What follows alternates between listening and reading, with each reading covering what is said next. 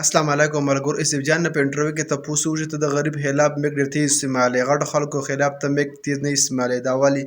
آیته زه ګور اخر کې خپل پیغام زورور سړی ورنه راغی. وکیل جان دا سره چې د وخت زورور ته هم موږ وینا کړې ده او خو سخته مو کړې ده په باچا خان چوک کې اوس مخکې ورځ کې ما ځانه پوډري جوړ کړم ما پکې پوډر واغېستل پروګرام د خلک وګوري کې ډېر سختې خبرې دي که خلک یې وګوري زه ما اوس یو پروګرام کړو پای کې څه کرپشن او بلکې اسمګلینګ کې دا اسمګلینګ موږ ثابت کړ هم دغه خلکو خلاف ټیک شه موږ خلکو ته اوخول که خلک دا وایي چې یوسف جان د لاړ شو د وخت سړي ته ګریوان ته لاس واچي نو زما خیال چې داسې نشي کېدی د وخت زورور ته سره پوښه دي دا شیشه دا ولې روان دي یو خبريال به تر هغه پورې ځي چې کوم ځای کې دغه باونډریز دي زما په خیال ما ټول باونډریز کراس کړي دي د دې نه اخوا سره مرګ زما انتظار کوي ډېر څیزونه داسې زما د مرګرو سره لیپټاپ پروتي په دغه کې یو لداجی ډېر ښکلي موبایل اخیستي دوی دا کمنټس ولیکي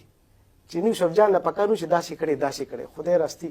زه د خلکو ته تاسو په خپل مالت کې سپینه خبره نشئ کولی او د کیمرې ته به وګورم او بیا به دوه خبرې د خپل ولس سره وکم چې قسم په خدای چې حل ویلو نه دی خو په تنور کې ولاړم لکه چې سوځم پرون مې چاته وې ما کما ته بل جون ملو شنو زه به کله هم دا نه خوښوم چې زه د واپس صحافي شم ځکه چې د خپل حق وینا زه اوس وځولم ما ته اوس هم یو اور لګېدلی زما هره ساه ډېره سخته چلیږي خو بیا په دې لږ شانتې ویاړ شم او خوشحاله شم چې زه چېرته یو پښتنه لیونی مور به چېرته دعا کړي آخرت خو به مې ښه شي که نه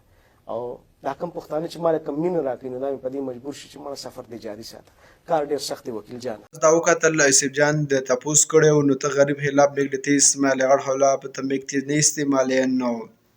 دا ولی نو اسف جان ته څه ویل نو ما غریب د خلاف میګ استعمال کړی دی نو غټ خلاف ما څومره وس عمر ما میګ استعمال کړی دی نو ما هرڅ ما شعري ته خودلی دي نو ما هر ویډیو کې هر مشه ته خودلی دي نو ما کوم ویډیو کړی نو ما څومره وس زم عمر میګ استعمالوم نو نن سبا میکونه ول راوتلی دي نو دور په ولن نو اسی می ویډیوګان خلکو لکوي او د پیر لبزي او لزر به ورپوي به ورکوي غلط ویډیوګان به کوي نو یو سب جان دی نو ټول ډېر حقیقت ویډیوګان جوړوي نو معاشرې ته هر ویډیو خلک آلات خي نو دا داسې کېږي نو داس د لازم وساتئ نو یوسف جان میګ ډېر ښه استعمال کړی نور پر ټولو خنداګانې وکړې نو د ویډیو کتلو ډېره مهرباني زموږ پیج فالو کړئ د ویډیو کتلو ډېره مهرباني والسلام